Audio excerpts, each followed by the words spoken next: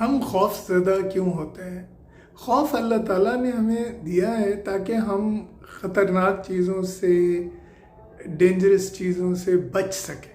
خوف کا مقصد یہ ہے کہ اللہ تعالیٰ ہمیں مشکلات سے بچائے، اور اس میں اللہ تعالیٰ کا خوف بھی شامل ہے، یعنی اللہ تعالیٰ کا خوف جو ہے وہ ہمیں سیدھے رستے پہ رکھنے کے لیے ہے۔ خوف کے بہت سے فوائد ہیں، لیکن بعض اوقات ہم اس خوف کو اپنے اوپر طاری کر لیتے ہیں، اور ہوتا کچھ یوں ہے کہ خوف کا خوف آنا شروع ہو جاتا ہے، یعنی ہم خوف سے خوف زدہ ہو جاتے ہیں، خوف سے ڈرنے لگتے ہیں۔